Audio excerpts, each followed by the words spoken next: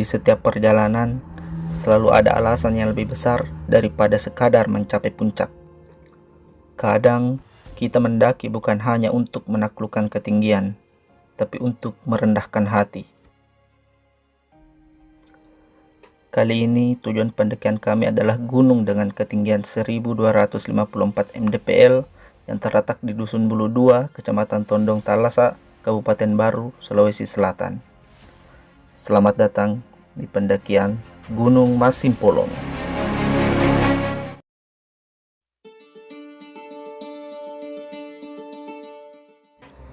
Dalam pendakian kali ini, kami beranggotakan 8 orang. Ada Sir Habibi, Pak Viving,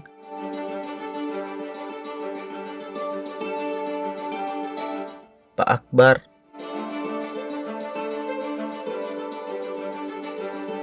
Fahrul,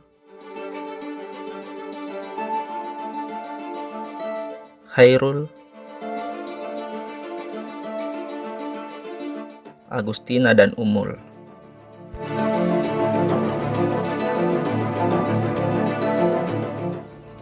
Agustina dan Umul sengaja jalan duluan. Alasannya sederhana, mereka tidak bisa terlalu kencang.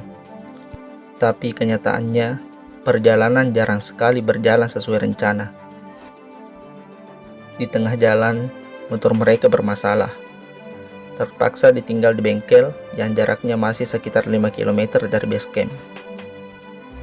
Sementara itu, kami yang lain harus menyesuaikan. 2 motor dipaksa mengangkut 3 orang, atau dalam bahasa kami menyebutnya si gatel atau si gandek telu, yang berarti boncengan 3. Mawasa, masalah motor Honda Tina Ibu Agus, boleh balik elo. Jadi kita bonceng 3 guys. Memang bukan pilihan bijak, tapi begitulah. Setiap perjalanan punya cerita absurdnya masing-masing. Dan entah kenapa justru hal-hal sepele semacam ini yang kelak kami rindukan. Bukan cuma puncaknya, tapi perjalanan menuju ke sana. Psikologi jadi 1, sukses. Agak kalau bisa. Jam menunjukkan pukul 11.45. Kami resmi memulai pendakian Gunung Masimpolonge.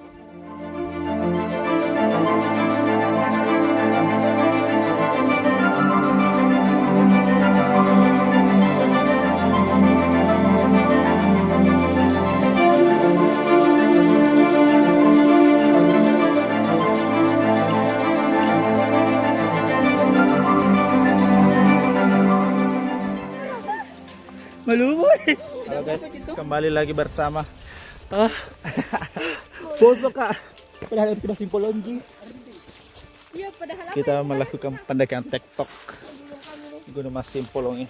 Lo kami ini baca Kata-kata dulu, mana Pak Yardi meliwe gelar. Karena ada yang kelupaan, maka kawan anting kembali ke base camp. Kawan Antin dan kawan Cok Tang. Ada porter. Langkah pertama selalu terasa istimewa, bukan karena jalurnya yang ringan, justru sebaliknya.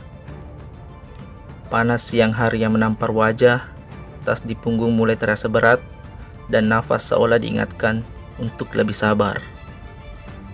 Pendakian ini baru saja dimulai, dan perjalanan yang sederhana akan segera bercerita banyak. Penanganan pertama dulu, kasih gue tahu. Dulu kasih dia tahu.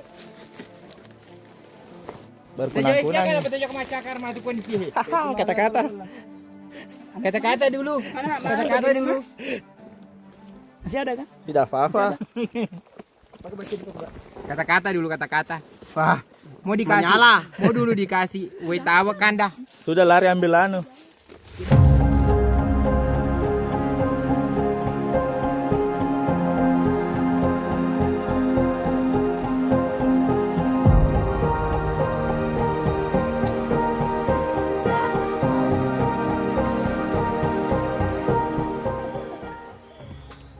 Jam 12:13 kami sampai di pos 1.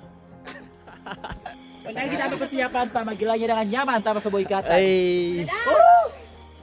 Saya bu lagi mah foto. Belum cukup foto kita sih. Hah? Sudah ada Ada nih. Bagaimana, Sir? Ini mau kita luar biasa. First time.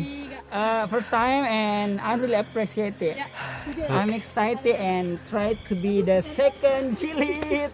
Inshallah. Second jilid in the different place. Different place. Kata-kata. Sekarang kita menuju ke kiblat. Ayo guys, kita lanjut ke kiblat. Lanjut.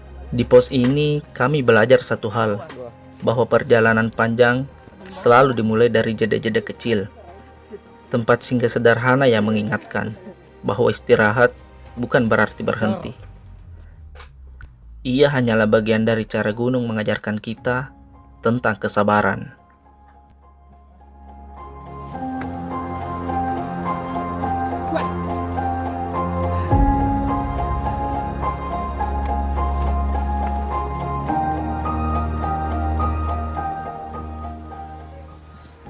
Perjalanan dari pos 1 ke pos 2 luar biasa. Lihat pemirsa. What the hell?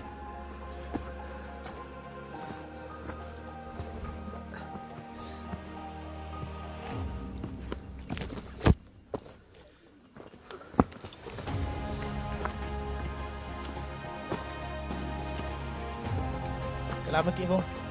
Kenapa gitu?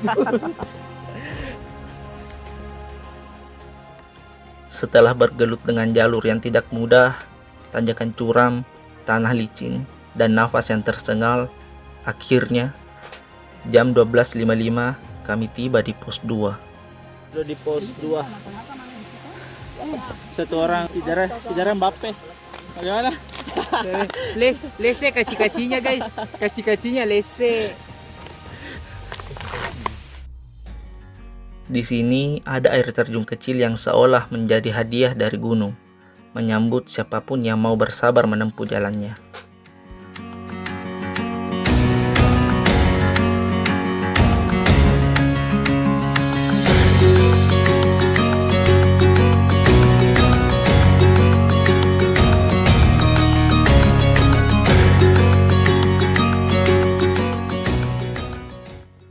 Kami memutuskan berhenti sejenak, melepas lelah, menenangkan diri dengan suara gemercik air. Dan seperti kebiasaan pendaki pada umumnya, mie instan yang diseduh terasa lebih mewah dari restoran manapun. Inilah indahnya pendakian, hal-hal sederhana tiba-tiba menjadi istimewa. Seteguk air, seporsi mie hangat, dan tawa kecil bersama kawan menjadi kenangan yang akan jauh lebih lama tinggal daripada rasa letih di kaki. Kita sudah di pos 2. Kami dulu bidadari. Bidadari. Bidadari hijau.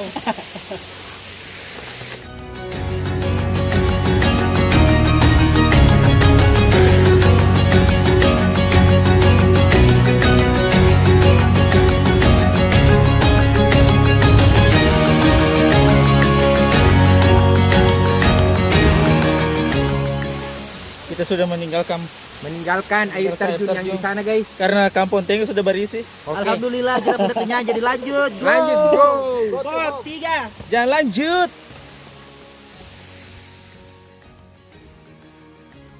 Waktu di pos 2 terasa berjalan lebih lambat. Air terjun, obrolan ringan, dan mie hangat membuat kami betah berlama-lama. Namun, gunung tidak pernah menunggu siapapun. Pukul 14:16, kami berdiri kembali, mengikat erat tali sepatu, mengangkat tas ke punggung, dan melanjutkan perjalanan menuju pos 3.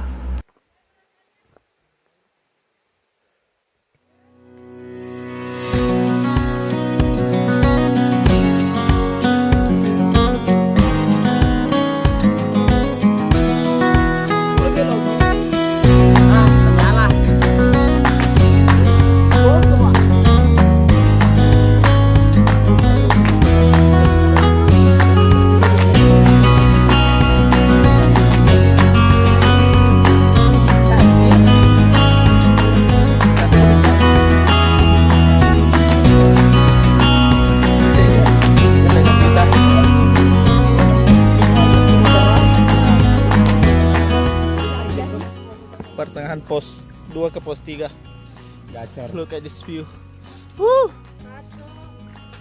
Tak butuh waktu lama, hanya sekitar 15 menit sejak meninggalkan air terjun, kami akhirnya tiba di pos 3 pada pukul 14.32. 14.33 pos 3. Yuk lanjut. Di pos 3, kami berhenti sejenak, bukan hanya untuk mengatur nafas, tapi juga untuk menyadari betapa jauh sudah kami berjalan.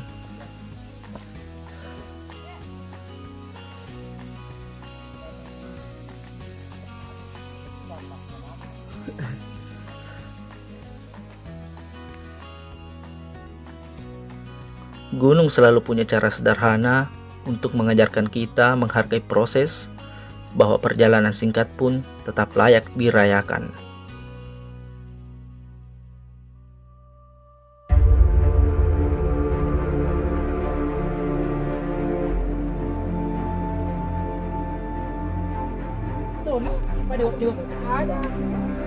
Dia pernah lihat mana cara sih?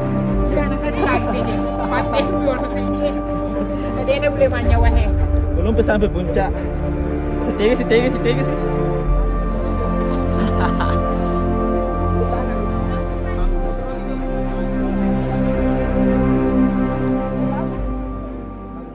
Pukul 15:05 kami tiba di pos 4. Ya kesini dia saya grup.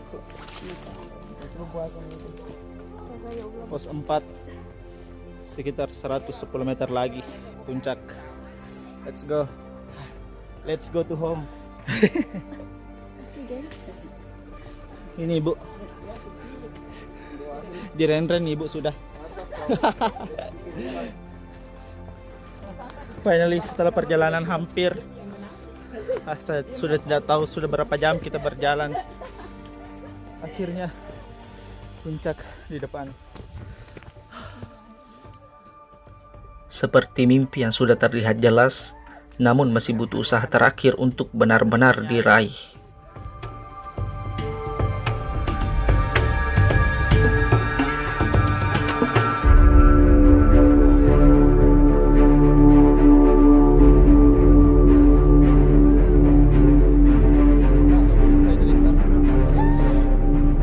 Let's go. Kita spill dulu pemandangannya guys ya. Akhirnya, setelah langkah yang panjang, nafas yang tersengal, dan cerita kecil di setiap pos, kami sampai di puncak Mas Simpolonge.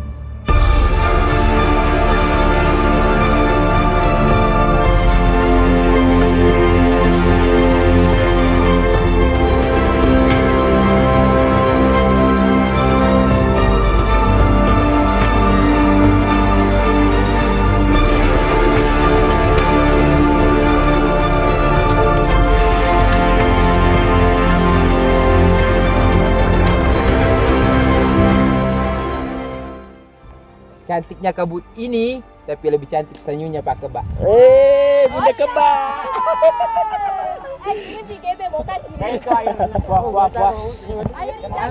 Kita sudah summit di puncak Simpolonge. Sudah foto-foto dan sudah sinematik. Let's go to the home. Nyanyi kami dulu lagunya Galang. Kita luluan. Jangan pulang.